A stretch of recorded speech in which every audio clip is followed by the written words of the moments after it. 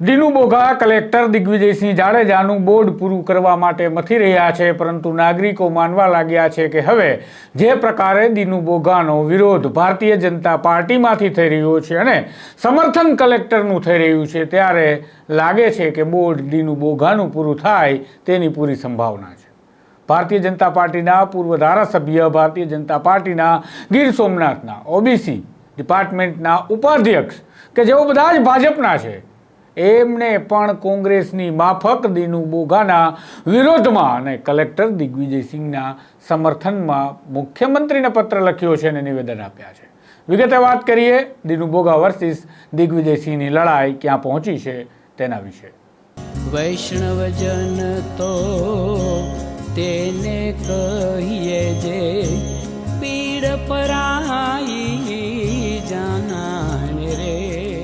નમસ્કાર, હું છું આપની સાથે તુષાર બસિયા। નવજીવન ન્યૂઝમાં આપનું સ્વાગત છે।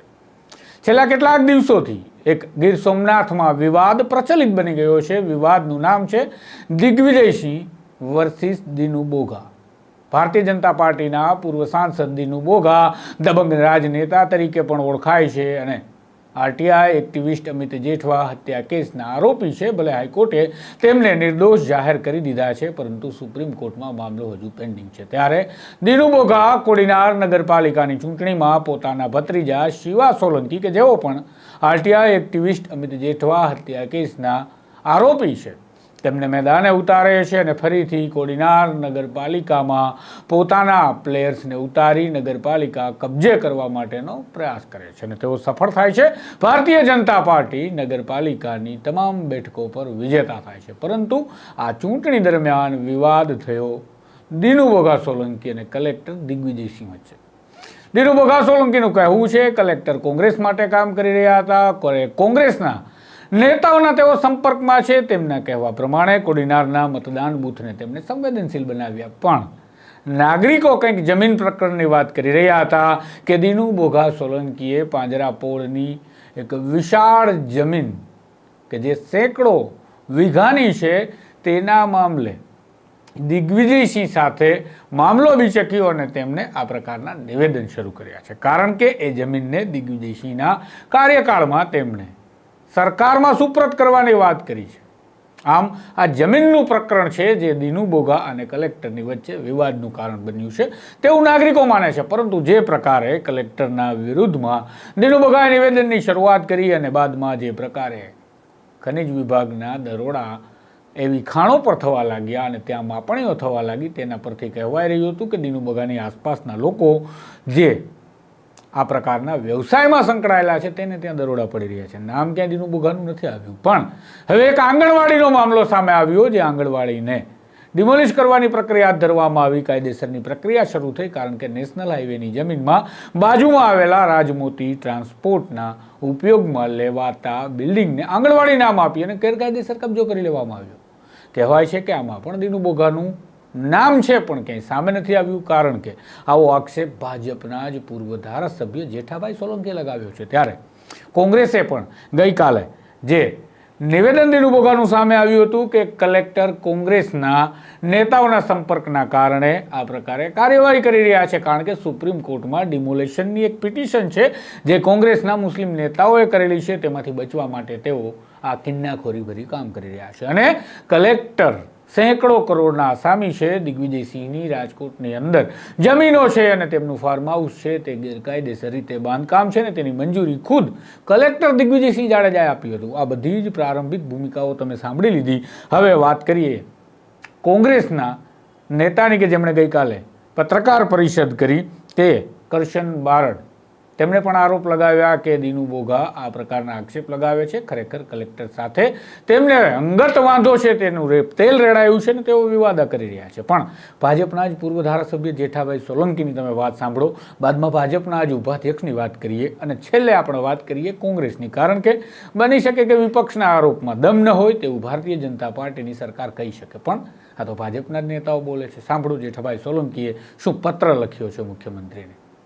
મારું નામ જેઠાભાઈ દાનાભાઈ સોલંકી, તાલુકો કોડીનાર, જિલ્લો ગીર સોમનાથ અને અરણેજ ગામનો વતની છું અને પૂર્વ ધારાસભ્ય છું। ભારતીય જનતા પક્ષનો અને સંસદીય સચિવ છું. પત્ર તો મેં એટલા માટે લખ્યો છે જે હાલમાં મારી પાસે અહીંયા જ છે.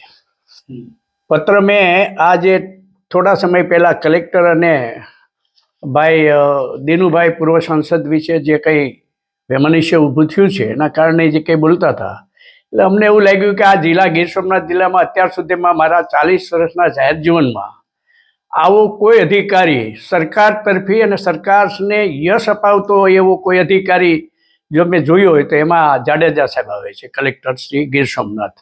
અને એવા સુંદર સરસ કામ કરનારા માણસને બદનામ કરવા માટેના જે વાણી વિલાસ જે કરે છે એ જોઈને મને એમ લાગ્યું કે સરકાર શ્રી આ દેશના આદરણીય વડાપ્રધાન મારા પૂજનીય છે અને આ ગુજરાતના મુખ્યમંત્રી ભાઈ શ્રી ભૂપેન્દ્રભાઈ પટેલને મેં નમ્ર વિનંતી કરું છું કે આવા અધિકારીને થાય એટલું સારું કામ કરે છે એટલા માટે એને બળ પૂરું પાડજો, એને નુકસાન ન થાય એ જોજો.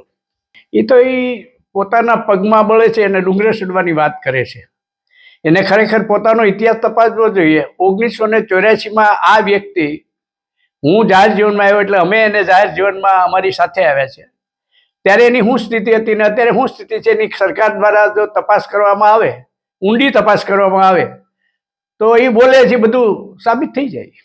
એટલે એને જે કંઈ સરકારશ્રીએ કલેક્ટરશ્રીએ કંઈક મને એવું મેં સાંભળ્યું છે કે પાંજરાપોળની જે જમીન છે એ ખૂબ મોટી જમીન છે અને એ જમીન એને પોતાના નામે લઈ લીધી છે. એના ઘણા બધા પ્રશ્નો હશે અને એ સરકાર હવાલે મૂકવાની કલેક્ટરશ્રીએ જે કર્યું છે એટલે ઘણા લાંબા સમયથી આ ભાઈ કલેક્ટરની વિરુદ્ધમાં બફાટ કરે છે. મેં પત્ર લખ્યો છે દેશના આદરણીય મહોદય નરેન્દ્રભાઈ મોદીને અને કોપી મેં ગુજરાત રાજ્યના મુખ્યમંત્રીને આપ્યો છે. એમાં મેં મારી સત્ય તમામ હકીકતો એ પત્રમાં મેં રજૂ કરી છે. એ પત્ર હું આપને આપું છું.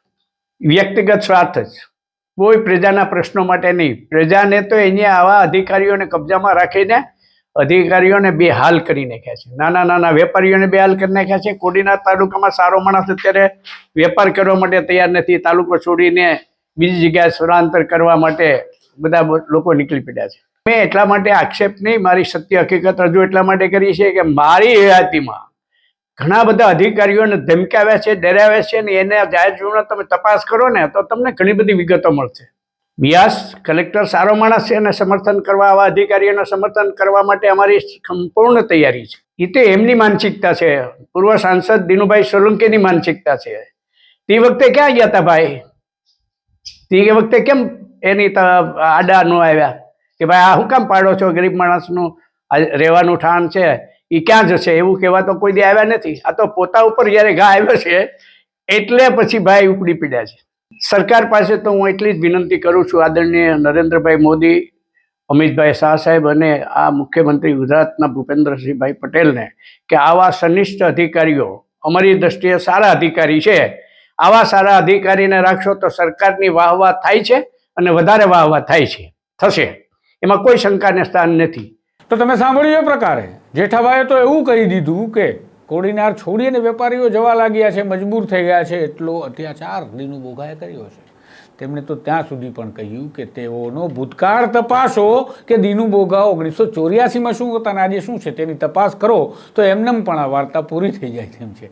ખેર, આક્ષેપ લગાવી રહ્યા છે દિનુ બોઘા ભ્રષ્ટાચારના કલેક્ટર દિગ્વિજયસિંહ પર. ત્યારે આ જ પ્રકારે ભીખાભાઈ ગોહિલ કે જેઓ ભારતીય જનતા પાર્ટી ગીર સોમનાથના ઓબીસીના ઉપાધ્યક્ષ છે અને તેમને પણ આ પ્રકારના આક્ષેપ લગાવ્યા છે અને દિનુ બોઘાનો વિરોધ કરી અને કલેક્ટરને સમર્થન કરવા માટે રજૂઆત કરી છે. તેમણે કહ્યું કે સરકાર કલેક્ટર સાથે રહેજો, આ વ્યક્તિ આક્ષેપ ખોટા કરે છે, ખરેખર તેનો ભૂતકાળ તપાસવાની જરૂર છે. સાંભળો ભીખાભાઈ ગોહિલ કઈ રીતે માધ્યમોને જવાબ આપી રહ્યા છે. ભીખાભાઈ કાળાભાઈ ગોહિલ, કોયલી ખાણ મારું ગામ છે, પૂર્વ સરપંચ અને હાલ ભારતીય જનતા પાર્ટીના બક્ષીપંચ મોરચાના ઉપાધ્યક્ષ ગીર સોમનાથ જિલ્લા પાર્ટીમાં કામગીરી કરું છું. સત્યતા તો એવી છે, ગુજરાત સરકાર અને દેશના સન્માનીય વડાપ્રધાન શ્રી પબ્લિક હોય કે રાજનેતાઓ હોય, જે લોકોએ અનલીગલી જે જમીનો પછાવી પાડી છે, અનલીગલી દબાણો કર્યા છે, તેને ખાલસા કરવા માટે સરકાર સતત પ્રયત્ન કરી રહી છે. ત્યારે કોડીનારના પૂર્વ સાંસદ દિનુભાઈ સોલંકી જે તેમની પાંજરાપોળની જમીન છે તે પછાવી પાડી છે, તેના ટૂંક સમય પહેલા માનનીય કલેક્ટર દિગ્વિજયસિંહ જાડેજા સાહેબ અને તેમની ઓફિસો દ્વારા જે ખાલસા કરવામાં આવી છે તેનો રાજદેશ રાખી ને આ માણસ છે અત્યારે કલેક્ટર ઉપર ગંદા આક્ષેપ કરે છે તેવું અમારી જાણમાં આવેલું છે. અમે કોડીનાર તાલુકાની અંદર રહીએ છીએ ત્યારે આપણા મીડિયાના માધ્યમથી કહેવા માંગુ છું કે આ માણસનું ઘણા લાંબા સમયથી એક હતું સક્રિય શાસન આ કોડીનાર તાલુકાની અંદર અને જિલ્લાની અંદર ચાલી રહ્યું છે. આ માણસે તેમના મળતિયા અધિકારીઓ પાસે તાપ દબાણ વંશમાં લાવી અને ખૂબ મોટી મિલકતો 2 નંબરની બનાવેલી છે ને પોતે ચોર કોટવાલે દંડે તેવી અખત્યાર નીતિ જો કરતા હોય તો આપણા મીડિયાના માધ્યમથી હું એ કહેવા માંગુ છું કે ગીર સોમનાથ જિલ્લાના કલેક્ટર ગાયકવાડ સરકારથી અત્યાર સુધીની કામગીરીમાં અમે આવા કલેક્ટર ક્યારેય જોયા નથી ને જોશું નહીં એવી અમારી આસ્થા છે. ના ના, આ તો બધી જૂઠ વાતો હોય એવું મને લાગે છે.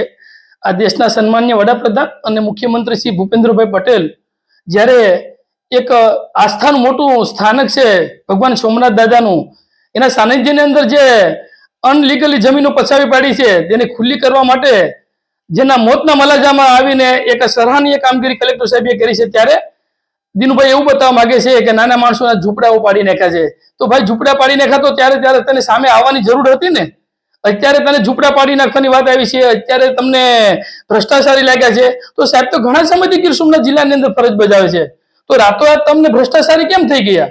આ તો માત્ર ને માત્ર પોતાના વ્યક્તિગત ઘર ઉપર ઘા આવ્યો છે એટલે કલેક્ટરને બદનામ કરે છે તેવી અમારું માનવું છે. કારણ કે પોતાની મિલકત ખાલસા કરી છે, એ કરોડો રૂપિયાની જમીનની અંદર અહીંયા અનલીગલી રીતે આંબાઓ નાખી અને પસાવી પડી છે, જેમાં સરકારની લાખ છે, જેમાં સરાહનીય કામગીરી કલેક્ટર સાહેબ કરે છે, જેની વ્યથાથી આ માણસ આકડો બાકડો થયો છે. આ દેશની અંદર વ્યક્તિએ પોતાના હક માટે લડવું એનો સ્વતંત્ર અધિકાર છે, એમાં આપણે ના ન પાડી શકીએ. તો પૂર્વ સાંસદ કોઈના પર આંગળી એક સિંધતા પહેલા પોતાના સામે કેટલી આંગળી છે એ વિચારી લેવું જોઈએ.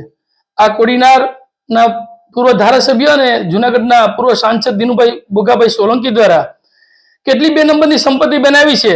આજે જ એક સવારની અંદર પોતાની રાજમોતી ટ્રાન્સપોર્ટ નામની વર્ષોથી પેઢી હાલતી હતી, તેના ઘર ઉપર રેલો આવ્યો એટલે એને આંગણવાડીનો બોર્ડ મારી અને તેના મળતિયા માણસોને આડાસુ ઉડાવી દીધા હતા. આજે એક સરાહનીય કામગીરી કરી છે અને તેને જમીન દોસ્ત કરી છે. જ્યારે આ તો એક સામાન્ય ઉદાહરણ રૂપ છે. હું તો સન્માનીય કલેક્ટર સાહેબને હજી વિનંતી કરું છું કે સરકારને હજી વિશેષ માહિતી આપો.